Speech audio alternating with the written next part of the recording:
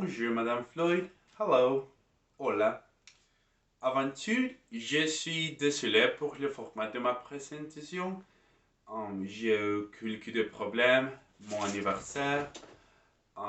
Je suis malade. Je ne le pas. Ce n'est pas COVID, heureusement. Mais oui, je suis malade. Et toute ma famille habite aux musique. Donc, j'ai que voyage en musique souvent. Mais je suis ici. Je suis désolé pour ma présentation, pour le format. Donc, j'aime la classe et je veux faire les choses correctement. Alrighty. Ma présentation concerne la langue française dans l'Inde. Honnêtement, ce n'est pas le meilleur pays pour la francophonie, mais j'aime de juger un droit intéressant. And yes, India is not the best place for French to flourish and to live. And according to the research that I conducted when I was studying this topic, is that there are primarily a series of reasons of why this happens. And it is not only with India, it also happened with Vietnam, it also happened with the Philippines. And it is really interesting how these same reasons can be linked directly to something that happens in different cultures. But first of all, we have to kind of have in mind how big is the impact of French in India. And honestly, as I said, ce n'est pas le meilleur pays pour la francophonie parce que il n'y a pas de francophones in India. There are barely 50,000 people who uses French on a daily basis in India, usually in the region of the West Bengal, and more concretely in the region of Pondichéry. Toutes les similarités du Pondichéry avec le France et l'architecture. L'architecture de Pondichéry est très similaire à l'architecture du navire français. But that's all that the French occupation left behind. And for French occupation, we have to mean a French company of colonizers.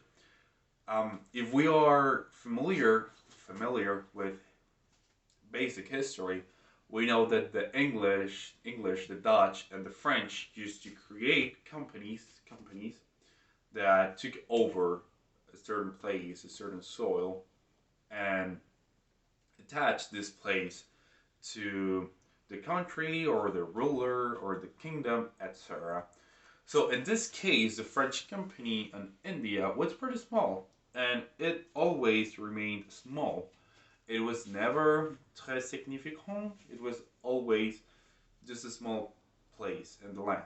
But anyways, it managed to have several hundred thousands of French speakers.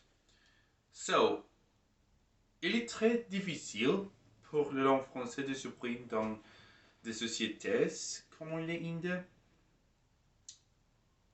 en raison de la grande influence culturelle du pays.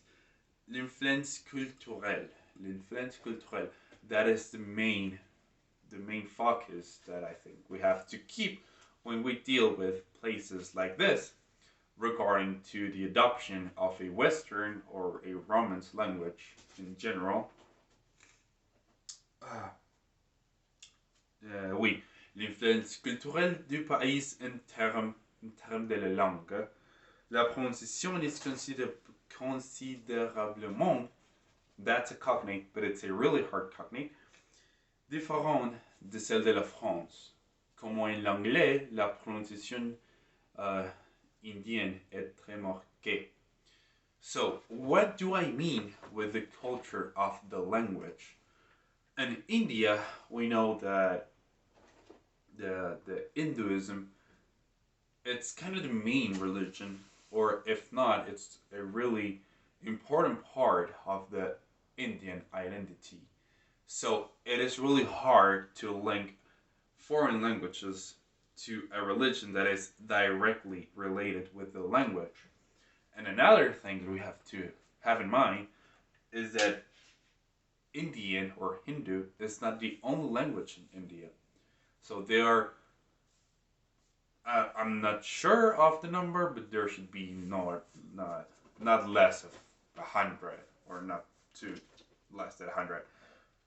So the adoption of a language like French that is so completely different to what Indians are used to, it is kind of impossible.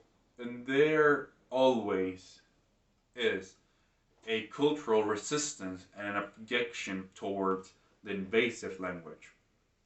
It happened in Vietnam with French as well. Even when Vietnam was a more focused French speaking country, but it happened also with the Philippines.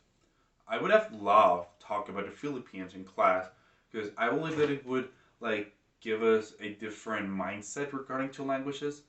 Because the case of the Philippines is that all the country was Spanish based. They all spoke Spanish. The government, everything was Spanish based. But because of patriotism and need of separate their national identity from the Spaniards to the Philippines, they neglected Spanish. They refused Spanish, and they adopted their own language, which is Tagalog. And that's pretty interesting. That's really interesting, and it happened in India as well, but on a smaller basis. So that gives us the the real impression and the real understanding that language is not only a communication tool. Language is directly linked with how we think, how we feel, and what we do. So, as a person that English is not his main language, and I'm completely sure that you, madame, feel le même manière. I don't know how to say way in French. Quand je parle en espagnol, je pense en différent. Je ne suis la même personne en anglais qu'en espagnol qu'en français. Et je ne sais pourquoi. Je ne suis pas là, mais il est très intéressant. J'aime apprendre une nouvelle langue parce que j'apprends le sens du ways of seeing the world. And that is what I wanted to focus my research into. That's what I wanted to share with the class, which I unfortunately was not able to, but that's something that I would like to share with you, teacher. And I know, you know, you know what I mean.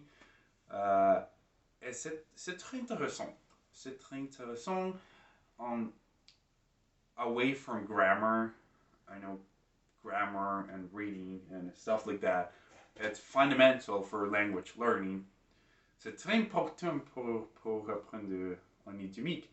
Mais je pense que la culture est très importante aussi. Parce que la culture est la chose qui donne nous l'identité que nous avons. Par exemple, as a quick example, this is kind of going away from my presentation, but I wanted to share it. On a cultural level, I don't feel the same when I read this book, which is just French, like French verbs, to when I read this one that is actually sharing a message. But something funny is that I read this book in Spanish before, and I tried to read it in English to make a comparison of the three languages, and it feels different. And it also happened to me with Edgar Allan Poe that I started to read in Spanish and then I jumped to English, which is kind of nonsense, but yes. And that's what I wanted to share. even on smaller bases, like just the black cat or the raven, the crown. I don't know how it's called in English. From English to Spanish, from French to Spanish, it is even incredibly different to us. It's fun. It's interesting to try to imagine that same perception of people, but with a completely different language, such like Hindu or any other language in India, to French. So it is really hard to Asian or or Eastern countries to adopt languages that are normal to us.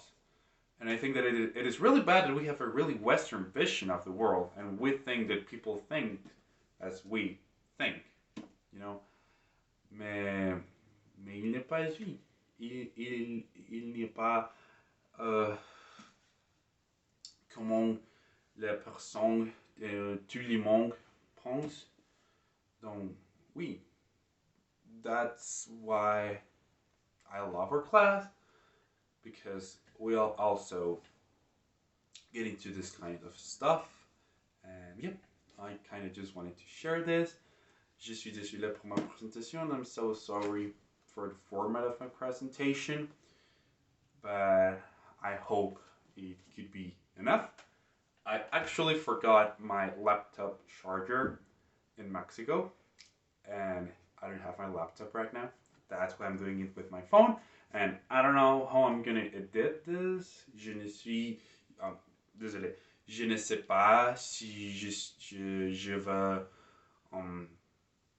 faire autre vidéo ou si c'est la première et la finale vidéo que je vais faire.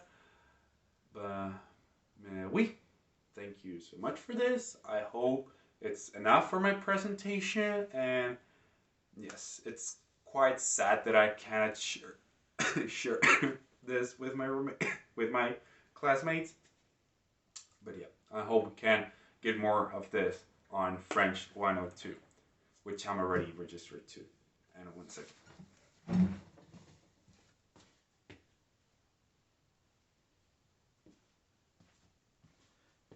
Il est mon chat.